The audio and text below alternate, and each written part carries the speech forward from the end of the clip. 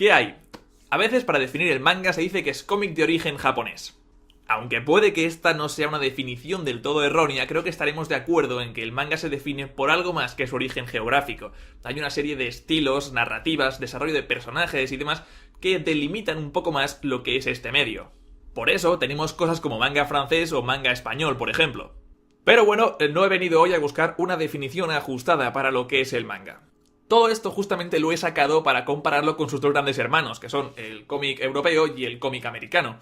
Y de nuevo creo que ahí son conceptos más complejos que simplemente el país donde se crearon. Algo que es innegable en cuanto trasteas un poco sobre la historia de estos medios es que se han influenciado mucho unos a otros, pero aún así hay barreras que no han llegado a cruzarse. Ya no me refiero a desarrollo de personajes, narrativa visual o estilos de dibujo. Es algo más sobre las formas de trabajar.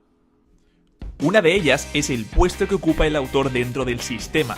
En el manga, el autor original o autores es un todo. La historia empieza y acaba con dicho autor.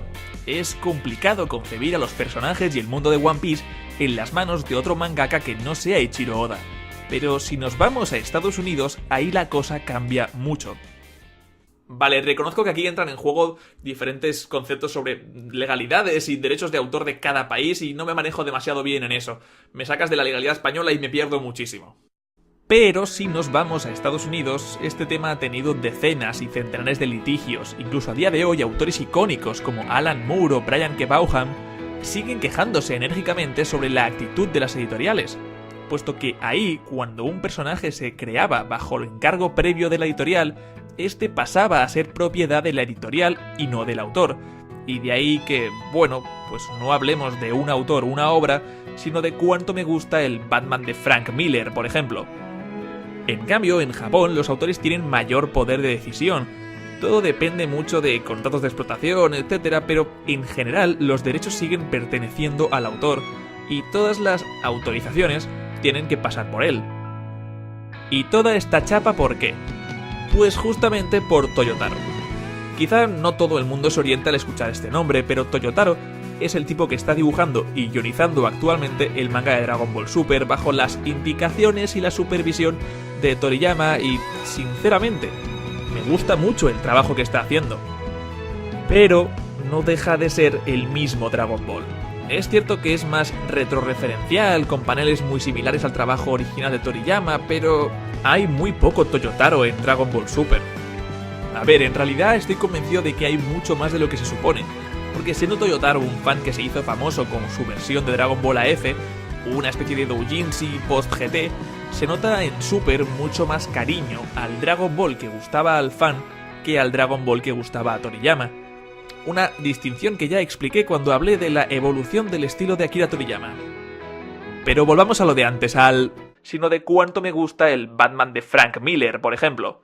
La parte buena de ese sistema de sobreexplotación de personajes de la industria americana es que puedes conocer nuevos enfoques y nuevas formas de tratar a los personajes y sus mundos por la mano de diferentes autores. En cambio, con Toyotaro es difícil diferenciarlo de Toriyama. Es más, aunque es algo bastante raro en el mundo del manga, no es el único caso. Tenemos por ejemplo a Crayon Shin-chan, que tras la muerte del autor original se hicieron cargo de continuar la obra gente de su equipo, o casos más tipo spin-off sin que el autor haya fallecido, con franquicias como Saint Seiya o el manga de Shingeki no Kyojin Before the Fall. Y en estos últimos casos sí empezamos a encontrar lo que yo decía. Sí vemos otras lecturas, otros enfoques. Vamos, es que hasta los estilos de dibujo son diferentes. Pero curiosamente aquí no es muy bien recibido. Que no esté el autor original de la obra detrás del producto no gusta nada. Es más, vayamos al infame Boruto, Naruto Next Generations, escrito por Ukio Kodachi y dibujado por Mikio Ikemoto. Sí, no me gusta nada, ya eché mierda sobre esta serie en otro vídeo, pero es que creo que uno de los grandes motivos del error es intentar hacerlo sentir tan idéntico al mundo de Naruto, con un dibujo que se siente extrañamente igual e intenta contar historias en el mismo tono que lo hacía Masashi Kishimoto. Es una sensación similar a que si llegaras a tu casa y te encontrás que toda tu familia ha sido sustituida por actores caracterizados y que han entrenado para expresarse y moverse como tu familia. Sabes que no son ellos, pero aún así es casi idéntico, entonces eso lo hace mucho más frío e incómodo. En cambio, cuando cojo un cómic de El Hulk de John Byrne, no es incómodo, es simplemente su forma de contar una historia y de tratar a esos personajes. Vale, estoy hablando mucho y no parece que quiera llegar a ninguna parte. La industria del anime y del manga se está abriendo a nuevas formas de explotación, lo cual es normal e incluso inevitable, y que franquicias tan populares como actualmente son Dragon Ball, Naruto o Shingeki no Kyojin vayan teniendo a otros autores a su cargo es importante y no son las únicas.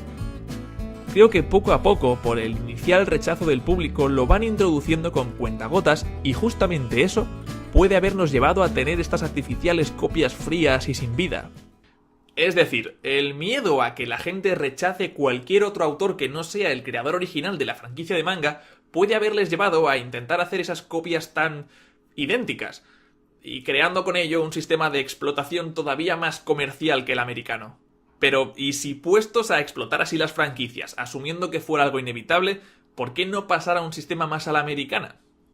Por ejemplo, una serie corta de Naruto hecha por Tsugumi Ohba y Takeshi Obata, siendo mucho más oscura y haciendo hincapié en aspectos menos trabajados en la saga original, o un One Piece por Tite Kubo, Dragon Ball por Yabuki Kentaro.